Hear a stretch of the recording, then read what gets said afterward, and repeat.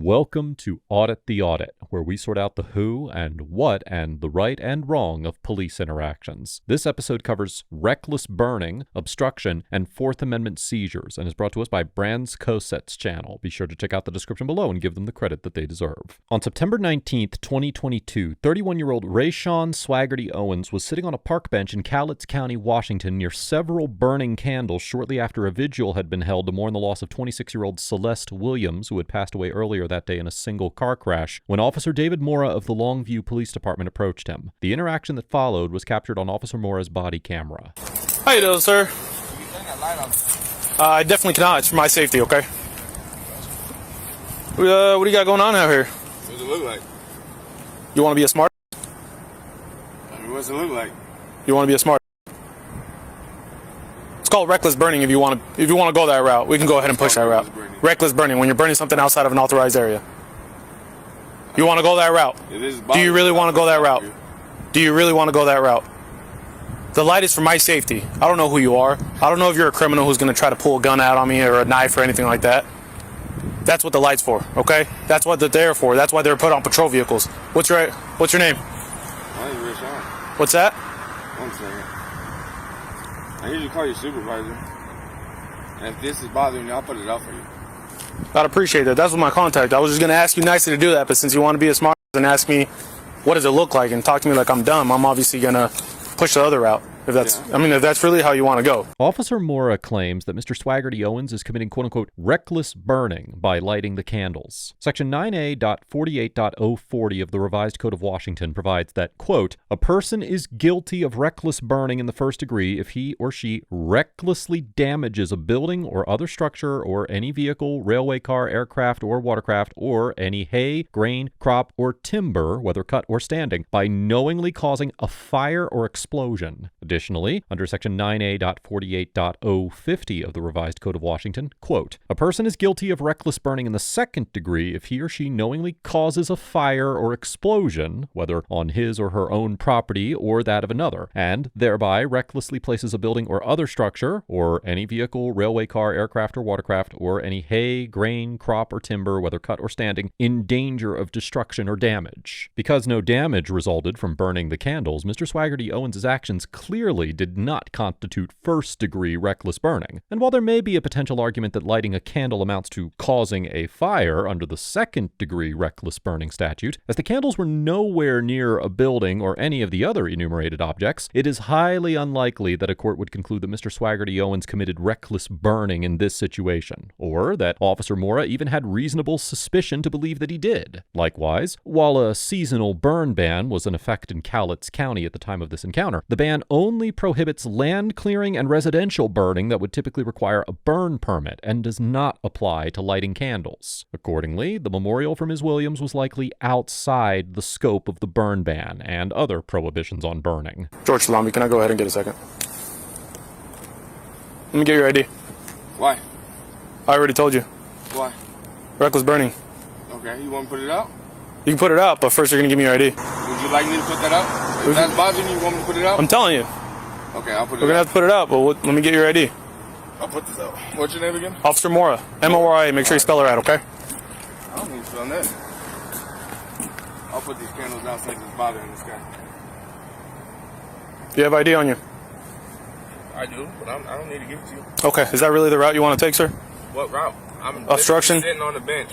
When Mr. Swaggerty Owens refuses to hand over his identification, Officer Mora claims that he is committing obstruction. Washington state has not passed any so-called stop and identify laws requiring individuals to identify themselves in certain circumstances. And even if it had, stop and ID statutes generally only require that an individual identify themselves by informing the officer of their name, not by showing ID. Additionally, an individual's refusal to identify themselves would be insufficient to sustain a conviction for obstruction under Washington law. According to Section 9A.76.020 of the Revised Code of Washington, quote, a person is guilty of obstructing a law enforcement officer if the person willfully hinders, delays, or obstructs any law enforcement officer in the discharge of his or her official powers or duties. In the 2011 case of State versus Williams, the Supreme Court of Washington overturned an individual's conviction for obstruction for giving officers the wrong name when they asked to identify himself, concluding that an individual must engage in some conduct in addition to pure speech in order to establish obstruction of an officer, and that, now quoting, in order to avoid constitutional infirmities, we require some conduct in addition to making false statements to support a conviction for obstructing an officer. Building on this case, the Supreme Court of Washington explicitly determined in the 2014 case of Washington versus Veyer that, now quoting, refusal to identify oneself to the police is insufficient to support a conviction for obstructing a law enforcement officer. Accordingly, a court would likely conclude in this situation that Mr. Swaggerty Owens could not be arrested for refusing to identify himself, and that his refusal to identify himself did not constitute obstruction under Washington law. Additionally, it is important to keep in mind that even in states that criminalize the refusal to identify, such laws can only be constitutionally applied to instances where officers have reasonable suspicion to believe that the individual whose identity is demanded was involved in criminal conduct. As we have discussed before on ATA, the Supreme Court held in the 1979 case of Brown versus Texas that the application of a stop and identify statute to an individual who was detained without reasonable suspicion violated the Fourth Amendment, and that the individual could not be punished for refusing to identify himself under such circumstances. Therefore, even if Washington had a stop and identify statute that would require Mr. Swaggerty Owens to identify himself during a Terry stop, it is unlikely that it would apply here because a court would probably conclude that Officer Mora lacked the required reasonable suspicion to detain Mr. Swaggerty Owens. Like, yeah, you're lighting candles. I didn't light these candles. And that's what I was asking you. And that was my question. But since you want to go right off and start talking to me like I'm dumb, asking me what it looks like. Look at the light. You can't blind me. That's what police lights are for us to see. Look, here's my question, right? What if you're I'm not saying you are, but what if you're some individual who's trying to hurt anybody? Okay. Not just an officer, but anybody. But I'm not. I'm not saying you are, but I don't know that. Oh, okay. Well, now you know. And that's what my lights are for. I still don't know that. I really don't. Okay. So you really want to be this difficult, sir? There ain't nothing about being difficult. I ain't doing nothing wrong. Sitting on the bench. Okay. Turn your light off quickly. I'm not turning off my light. Okay, well, I don't know what to tell you. You want to be rude? I'm going to be rude. How am I being rude? Because I told you. Light in my eye. Hey, you need to relax. No, okay? I don't need to relax. Okay, then amp yourself up then. If that's the route you want to go. With me, you can go ahead and head back to your vehicle. I'm not going to head back to my vehicle until you identify. Don't come over here pressing wait on me. Call your supervisor. I got somebody else coming out. Don't worry. Tell them to pull up. I'm on. You asked me to turn off the lights. I said I can. They're on for my safety. I got a camera too. Perfect. Okay. By all means. Awesome. That's loud. You want this lighter? That's not mine either. You want it? You can have it. I don't care about the lighter. Throw away this trash. That's not mine either. I'm not saying it is. Okay, well, have some condolences for somebody. Yeah, forget about that one, huh? Do you feel tougher now by talking like that? Do you feel like you're this big bad guy or this big bad by talking like that? I am a bad actually. Okay. But that ain't got nothing to do with what we talking about. Nothing. After Officer Mora calls for backup, another officer, who appears to have had previous contact with Mr. Swaggerty Owens, arrives on the scene and approaches Officer Mora and Mr. Swaggerty Owens. The remainder of the encounter was recorded by her body camera. Are you causing trouble? What's going on? Yeah, I'm just sitting here with the candles. This dude came up, had a problem with me. He came up pressing real hard, so I turned on my camera. It's all on Bodycam, dude. And I told him to go ahead and request. Did you know Katrina? Huh? Did you know Katrina? I know everybody. Oh, I don't know that. You know what his name is? I forget. Sorry, I guess It's fine. our contacts haven't been too bad.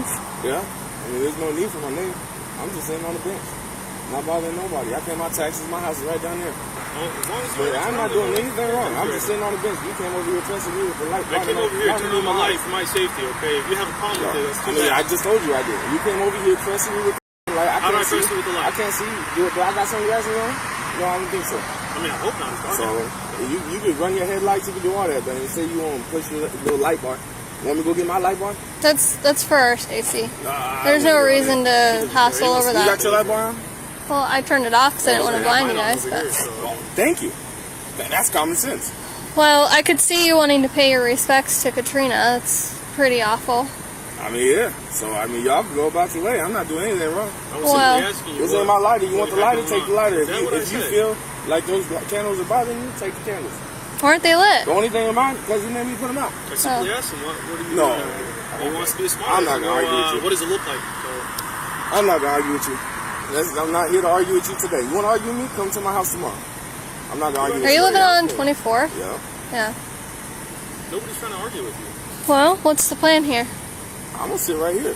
Like I said, if you want the candles, if you want this lighter, if you want this bag. I don't need to take anything. I simply asked I mean, this is trash. You can go throw it away if you'd like to. You don't have to. I'll throw it away on my way out, but I'm not going anywhere. I'm not asking you to leave. All right. Well, then there's no issue here. There's nothing. I was simply asking what you were doing out here. It's a county, what's it look like I'm doing out here? What would you be doing out here if your friend died? What would you be doing? I don't know who your friend is. I don't know about Why that. everybody's friend? Okay, well, So I now don't know you're about acting that. stupid. I'm a human being just like you. Okay. So you want to write me a ticket? Cool. I'm not writing you a ticket. Well, then get I'm out of simply here, trying to bro. I'm identify not dealing with you. Officer Mora informs Mr. Swaggerty Owens that he does not intend to write him a ticket, then reiterates that he's still trying to identify him. Although Officer Mora never tells Mr. Swaggerty Owens that he is being detained, it is possible that his actions during the interaction could have nonetheless constituted a so-called seizure under the Fourth Amendment. In general, officers can quote-unquote seize a citizen within the meaning of the Fourth Amendment through the use of physical force or by a show of authority. In the 1980 case of United States versus Mendenhall, the Supreme Court held that an individual is seized through a show of authority, quote, only if, in view of all the circumstances surrounding the incident, a reasonable person would have believed that he was not free to leave. Examples of circumstances that might indicate a seizure, even where the person did not attempt to leave, would be the threatening presence of several officers, the display of a weapon by an officer, some physical touching of the person of the citizen, or the use of language or tone of voice indicating that compliance with the officer's request might be compelled. Additionally, in concluding that the individual in the Mendenhall case was not seized, the court noted that the officers requested but did not demand to see her identification. While, as the Supreme Court explained in the 2004 case of Heibel versus 6th Judicial District Court of Nevada, Humboldt County, quote, a police officer is free to ask a person for identification without implicating the Fourth Amendment, and, quote, interrogation relating to one's identity or a request for identification by the police does not by itself constitute a Fourth Amendment seizure. Some courts have concluded that an officer's demand for identification can rise to the level of a Fourth Amendment seizure. For instance, in the 2007 case of Roswell versus Hudson, the Court of Appeals of New Mexico held that a passenger in a vehicle that had been pulled over was seized when an officer demanded his identification because, quote, given the totality of the circumstances, he was detained in such a way that a reasonable person would not feel free to leave. Although the fact that Mr. Swaggerty Owens was sitting on a public bench distinguishes the circumstances of this situation from those in the Roswell case, there is a strong argument that Officer Mora's persistent demands for identification, along with the use of the spotlight, his mention of an obstruction charge, and the fact that his tone of voice and word choice made compliance seem mandatory, rendered this interaction a seizure for Fourth Amendment purposes. As we discussed earlier in this episode, Officer Mora probably did not have the reasonable suspicion necessary to detain Mr. Swaggerty Owens. So, if a court decided that this encounter did amount to a Fourth Amendment seizure, it would likely also find that it was an unreasonable and therefore unconstitutional detention. I'm not dealing with you. You already done pissed me off. Okay. You already took it too far. You still want to turn off the light? I'm not going to turn off my All right, then. I don't want to hear it. If you ain't got nothing to say to me, I ain't got nothing to say to you. And that's how that goes. Okay. Sorry for your loss. Have a good day. You too. The body camera footage from this encounter went viral, and on October 14th, 2022, the Longview Police Department released a statement on its Facebook account that read, quote, we understand there's a video circulating that has caused anger and disappointment. All Longview police officers are expected to discharge their duties with honor and integrity. The Longview Police Department is conducting a review of the incident and behavior of the officer involved. On October 19th, 2022, Captain Brandon McNew issued a warning letter to Officer Mora, notifying him that he violated department policy and engaged in unnecessary escalation during his interaction with Mr. Swaggerty Owens. In the letter, Captain McNew wrote that Officer Mora's conduct demonstrated, quote, a lack of emotional intelligence, and that he improperly used de-escalation tactics when he approached Mr. Swaggerty Owens. Captain McNew also stated that Officer Mora's actions reflected unfavorably on the department, and Officer Mora was ordered to retake de-escalation tactics and emotional intelligence training, and explain what he learned in a presentation to his patrol team. In response to the disciplinary action against Officer Mora, Mr. Swaggerty Owens told a local news outlet that the department's written warning wasn't enough, stating that to him, the punishment was a quote-unquote slap on the wrist. It is unknown if Mr. Swaggerty Owens filed an official complaint or if he intends to pursue any sort of legal action. Overall, Officer Mora gets a C-